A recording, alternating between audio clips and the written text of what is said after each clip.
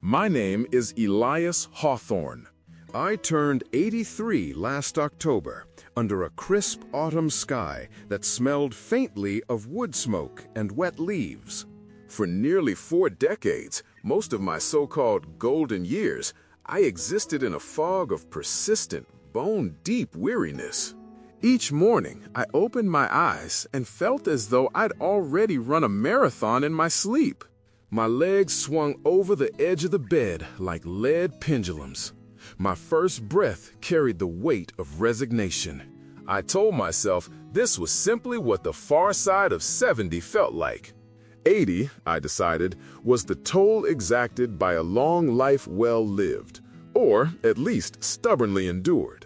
Fatigue became my silent roommate, always present, never invited, impossible to evict.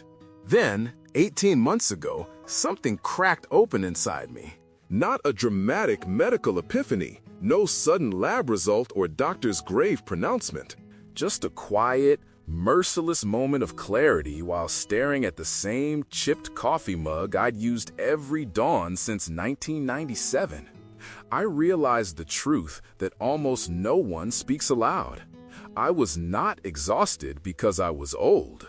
I was exhausted because for years I had been hauling an invisible cargo that no 80-year-old body or soul was designed to carry. If you are 50, 60, 70, or beyond, and your inner battery hovers at a permanent 8 to 12% flickering red, I beg you to sit with me a while. What follows is not gentle advice from a self-help pamphlet. It is a field report from the far edge of life, written in the ink of regret avoided and vitality reclaimed. At 83, I have more steady, joyful energy than I did at 63. The difference was not miracle supplements, miracle genes, or miracle doctors. The difference was ruthless honesty about the leaky bucket I had become. Energy pouring out through a dozen small, insidious holes I had never bothered to notice, let alone repair. Let me walk you through the 7 major leaks I finally sealed. Some will feel familiar, some will sting. All of them, I promise, are fixable. 1. Decisional debt and the tyranny of someday. The human mind is a magnificent machine, but it was never engineered to run 1,000 background tabs forever. Every promise left hanging, every project abandoned midstream, every drawer crammed with, "I'll sort this later," becomes a microscopic parasite sucking mental amperage. Psychologists sometimes call it the Zeigarnik effect. Unfinished business clings harder than finished business. I called it decisional debt, and at 78, it had compounded into a suffocating mortgage on my attention. I used to wake at 5:30 a.m., already tired. Not from lack of sleep, but from the silent inventory my brain ran before my eyes focused. The letter I never answered, the broken fence panel I never fixed, the apology I owed my daughter but kept postponing, the boxes in the attic labeled "Memories, sort someday." Each item was a tiny drawdown, a background process burning CPU cycles. Someday is not a date on the calendar. It is a creditor that charges compound interest in exhaustion. The cure was brutal and liberating in equal measure. I adopted 2 sacred verbs, finish or forgive and delete. No middle ground. I spent 3 long weekends attacking the physical and emotional backlog. I hauled 3 truckloads of unused tools, yellowed papers, and clothes I hadn't worn since the Reagan administration to the donation center. I wrote the difficult letters. I made the phone calls that had haunted me for 15 years. Most painfully, I sat alone on my porch one Sunday and forgave myself for the books I would never write, the mountains I would never climb again, the businesses I would never start. I closed the loops. Not all of them could be completed, but every single one could be decided. Within 6 weeks, the fog in my head thinned. My mornings began to feel like beginnings instead of continuations of yesterday's unfinished war. You cannot pilot a high-performance vessel while towing the wreckage of 40 previous voyages. Cut the ropes. 2. Emotional vampires and the oxygen versus exhaust principle. We grow sentimental with age. We keep people in our orbit out of loyalty, nostalgia, or simple inertia. But sentimentality can be lethal to vitality. For years, I maintained friendships that had long since turned parasitic.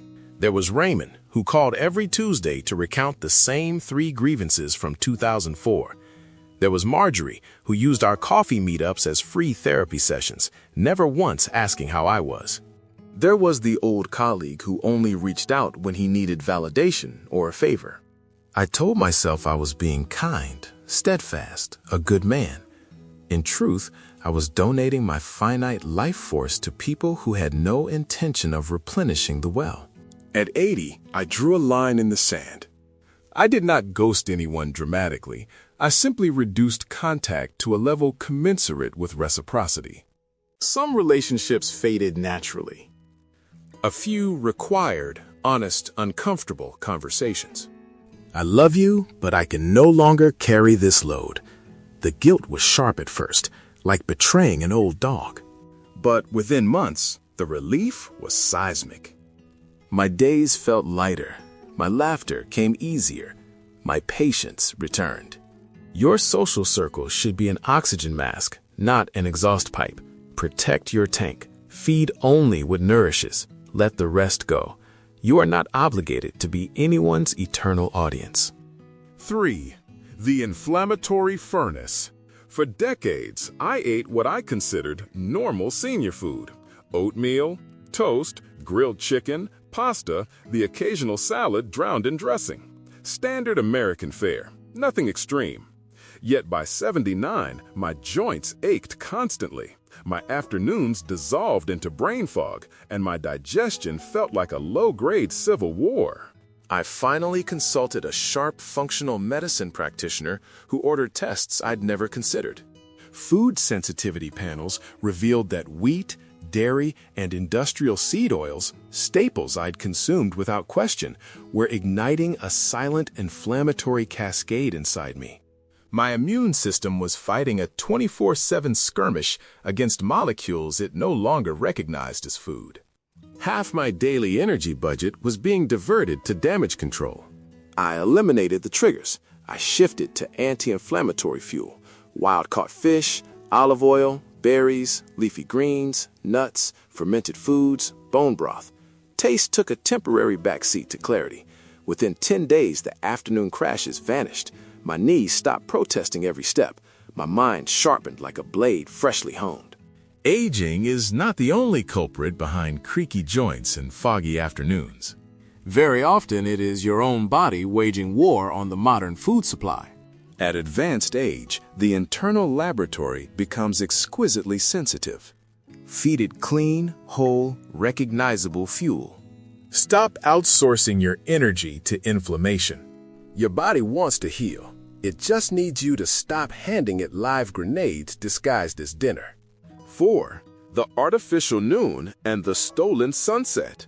We are the first cohort of elders to live under perpetual electric daylight. For 20 years, I ended my evenings with a glowing rectangle, tablet, television, phone. Until 10:30 or 11 p.m. I called it unwinding. It was sabotage. Blue light suppresses melatonin. Constant novelty prevents the parasympathetic downshift. Worst of all, it interrupts the brain's nocturnal glymphatic cleansing, the nightly power wash that removes amyloid plaques and metabolic debris. I was waking with a dirty brain every morning, then wondering why I felt like roadkill. I instituted a hard sunset curfew. Screens off at dusk. Dim red bulbs after 8 p.m. Candles, soft jazz, a book made of paper. Within a month, my sleep deepened, dreams returned, and I woke, not refreshed exactly, but clean. Energy is not merely about quantity of hours, it is about quality of restoration. Reclaim the night. Let darkness do its ancient work. 5. The movement paradox. Energy is generated, not conserved. The tired body begs to rest. The wise body knows better. For a decade, I sat. The more I sat, the heavier I felt. The heavier I felt, the less I moved. Classic death spiral. At 80, I forced the first rebellion. 5 minutes of slow walking in the backyard. Then 10. Then 20. Now, my morning 4-mile loop, part forest trail, part quiet neighborhood, is non-negotiable. Movement is not punishment for being alive. It is the generator that charges the battery. Your fascia tightens, mitochondria multiply, lymph circulates, endorphins rise, BDNF surges. Gravity is a thief, but motion is the daily bribe that keeps it at bay. Do not wait until you feel like moving. Move so that you begin to feel. Start stupidly small. Consistency trumps intensity. The spark becomes a flame.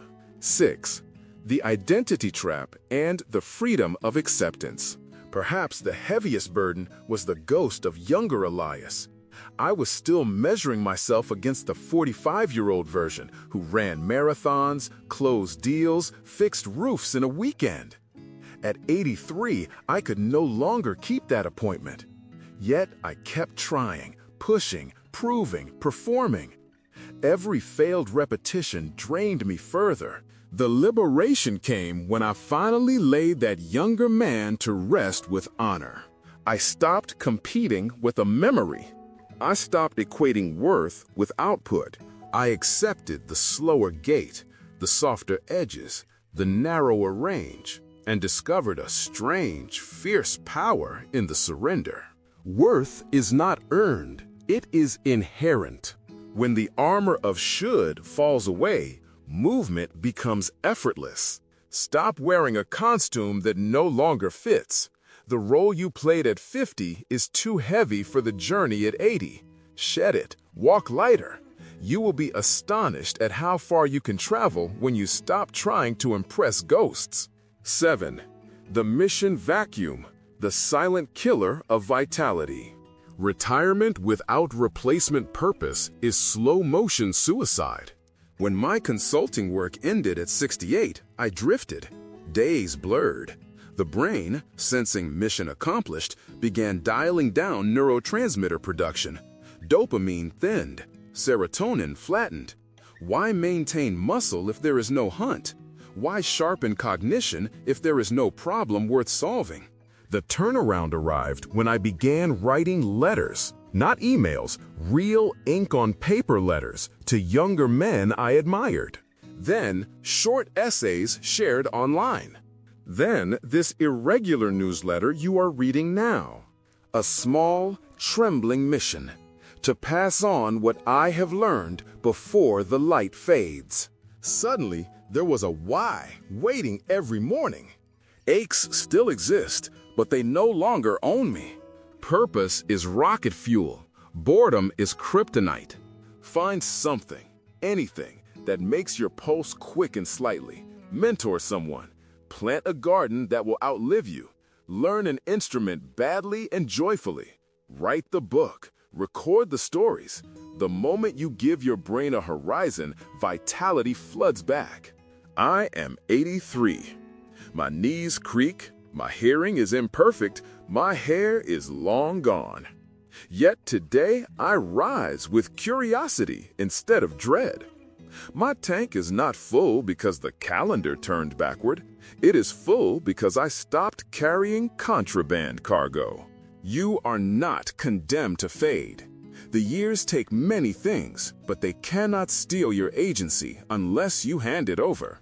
Patch the leaks, clear the debt, guard the oxygen, feed the furnace cleanly, reclaim the night, move daily, accept the present self, and for the love of whatever spark still burns inside you, find a mission. I do not know how many more mornings I will greet, but each one I meet with open eyes, full lungs, and a heart that still races a little when the sun clears the ridge. If these words landed in the soft place where fatigue has been masquerading as fate, stay close. This is not the end of the road, it is the beginning of lighter travel. Now, I turn the question to you. What is the single greatest drain on your energy right now? A person who exhausts you? A habit you know is poison? A lingering identity you have outgrown? A missing purpose that leaves the days hollow? Name it honestly in the comments below. I read every response. I answer when I can. And I believe that naming the thief is the first step toward taking back what it stole. Until next time, stay fierce, stay curious, and above all, protect the flame. Elias Hawthorne, somewhere in the hills, still walking.